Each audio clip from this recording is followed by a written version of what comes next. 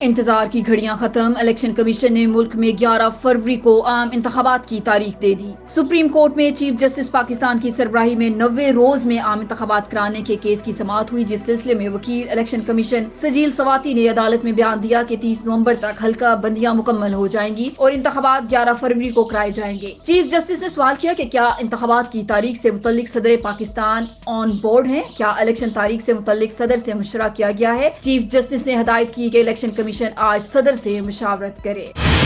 وزیر اعظم آزاد کشمیر نے تمام وزراء کو اپنے اپنے حلقوں میں وزیر اعظم کے اختیارات دے دیے۔ وزراء اپنے حلقوں میں تمام محکمہ جات کے اختیارات استعمال کر سکیں گے۔ کابینہ کو مزید وسیع کرتے ہوئے 2 خواتین کو بھی وزارتیں دینے کا فیصلہ کر لیا گیا ہے، جبکہ معاونین خصوصی اور مشیران کو بھی محکمہ جات دیے جائیں گے۔ تفصیلات کے مطابق آزاد کشمیر کے وزراء کے محکموں میں کسی قسم کی تبدیلی نہیں ہوگی۔ ایک آدھ وزیر کو محکمے میں تبدیلی کی جا سکتی ہے۔ آزاد کشمیر میں 2 مزید خواتین کو وزیر بنانے کا فیصلہ کر لیا گیا، جس کا نوٹیفکیشن کسی بھی وقت کیا جا سکتا ہے۔ وزیر اعظم آزاد کشمیر نے تمام محکمہ جات میں سیکرٹریز اپنی مرضی کے تعینات کر دیے ہیں۔ وزیر اعظم آزاد کشمیر نے تمام وزراء کو ان کو اپنے اپنے حلقوں میں وزیر اعظم کے برابر اختیارات دے کر با اختیار کر دیا۔ ہر وزیر کے حلقے میں کوئی دوسرا وزیر مداخلت نہیں کر پائے گا۔ ذرائع نے بتایا ہے کہ وزیر اعظم آزاد کشمیر 6 ماہ امور ریاست چلانے کے بعد آئندہ چند دنوں تک عمرے کی ادائیگی کے لیے روانہ ہوں گے۔ ان کی موجودگی میں سینئر وزیر قائم مقام وزیر اعظم آزاد کشمیر ہوں گے۔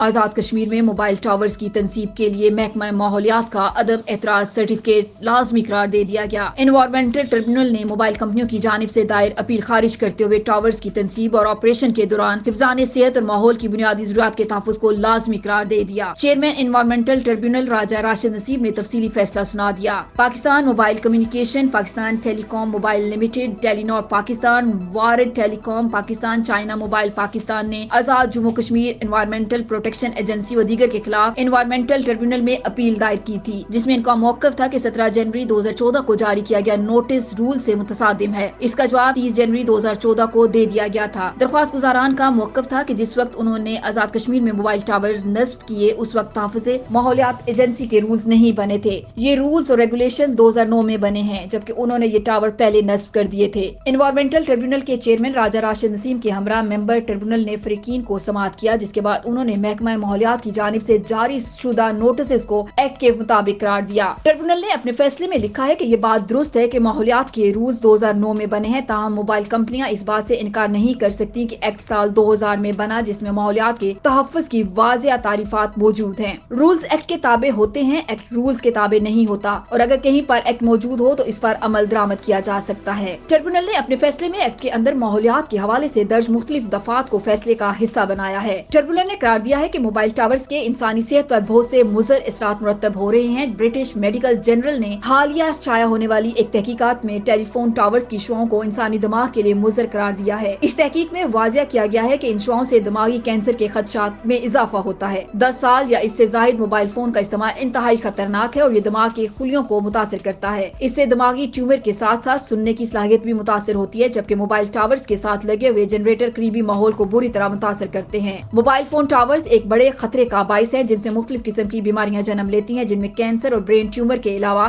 گلینڈ ٹیومرز انسانی خون اور جلد کو بھی متاثر کرتی ہیں۔ اس کے ساتھ ساتھ یہ دیگر انسانی اور حیوانی زندگیوں کے لیے بھی مضر ہیں۔ صرف رولز اور نوٹس جاری کرنے والی اتھارٹی کی قانونی جوازیت کا سہارا لے کر انسانی صحت اور ماحول کے ساتھ ناروا سلوک کی اجازت نہیں دی جا سکتی۔ درخواست گزاران کا یہ موقف ہے کہ بی ٹی ایس ٹاورز کے کوئی مضر اثرات نہیں ہیں، حقائق کے برعکس ہے۔ ایکٹ 2000 میں یہ واضح کیا گیا کہ انوائرمنٹل پروٹیکشن ایجنسی ماحولیات کے تحفظ کے لیے گائیڈ لائنز دینے کا اختیار رکھتی ہے۔ فیصلے میں واضح کیا گیا کہ پاکستان موبائل کمیونیکیشن اور پاکستان موبائل کمیونیکیشن لمیٹڈ نے پہلے سے BNOC کے لیے متعلقہ فورم سے رجوع کر رکھا ہے، جبکہ ٹیلی نار پاکستان اور ward telecom Pakistan China mobile Pakistan کو ہدایت کی گئی ہے کہ وہ تحفظ ماحولیات ایجنسی سے فوری طور پر NOC حاصل کریں۔ تہذیب النساء کو آزاد کشمیر کی سیکرٹری اطلاعات تعینات کر دیا گیا۔ اس سے قبل وہ بطور ڈائریکٹر جنرل سیاحت و آثار قدیمہ فرائض سر انجام دے رہی تھیں۔ تہذیب النساء کا تعلق آزاد جموں کشمیر ایڈمنسٹریٹو سروسز سے ہے۔ ان کو آزاد کشمیر کی پہلی خاتون اسسٹنٹ کمشنر، ڈپٹی کمشنر اور پہلی خاتون کمشنر ہونے کا اعزاز بھی حاصل ہے۔ انہوں نے 2005 میں بطور اسسٹنٹ کمشنر سروس شروع کی۔ 2013 میں وہ آزاد کشمیر کی پہلی ڈپٹی کمشنر اور 2020 میں پہلی کمشنر تعینات ہوئیں۔ اس سے قبل وہ بطور ڈائریکٹر جنرل مانیٹرنگ اینڈ اویلیشن محکمہ منصوبہ بندی اور ترقیات، کمشنر بحالیات اور چیف ایڈمنسٹریٹر زکوٰۃ بھی رہ چکی ہیں۔ وہ آزاد کشمیر ایڈمنسٹریٹو سروسز سے پہلی خاتون سیکرٹری ہیں۔ تہذیب النساء لا گریجویٹ ہے اور قانونی امور میں بھی مہارت رکھتی ہیں۔ وہ آزاد کشمیر کی سروسز میں ایماندار آفیسر کے طور پر جانی جاتی ہیں۔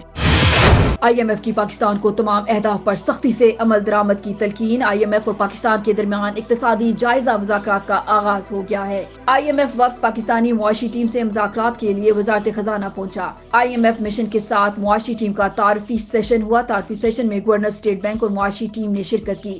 مشن کو ابتدائی طور پر اہداف پر عمل درآمد رپورٹ پیش کر دی گئی۔ ذرائع کے مطابق IMF وفد کا کہنا تھا کہ IMF وفد نے پاکستان کی معاشی ٹیم کے اقدامات کو سراہا، لیکن ساتھ یہ بھی کہا کہ پاکستان کو تمام اہداف پر سختی سے عمل درآمد کرنا ہے۔ نگران وزیر خزانہ نے بتایا کہ قرض پروگرام کے تحت تمام اہداف پر عمل درآمد ہو رہا ہے۔ قرض پروگرام میں رہتے ہوئے تمام اہداف پر عمل درآمد کریں گے۔ اقتصادی جائزے تک IMF کی تمام شرائط پر عمل درآمد ہو چکا۔